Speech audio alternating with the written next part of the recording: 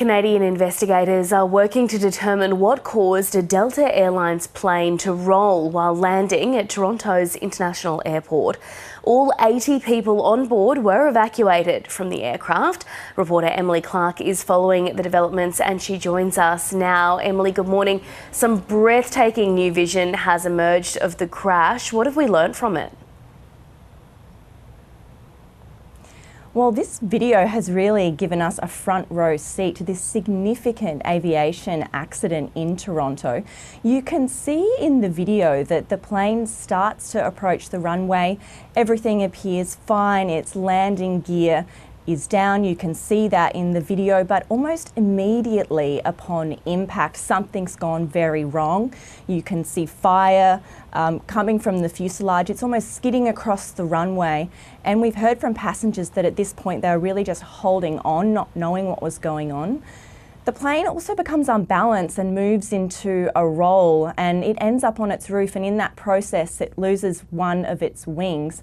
And as we saw yesterday, it came to a stop fully upside down with passengers hanging in their seats, strapped in only by their seat belts. And we've learnt from passengers that they sort of had to undo their seat belts, fall onto the ceiling of the plane before being evacuated. You can see there the snowy conditions. So we saw videos yesterday of passengers walking around this snowy tarmac, realising that they'd survived a plane crash. And we heard from one of those passengers overnight reflecting on that experience. Here's a little of what he had to say. What I saw was everyone on that plane suddenly became very close in terms of how to help one another, how to console one another, and that was powerful. But yeah, there was definite, what now? Who's leading? How do we find ourselves away from this?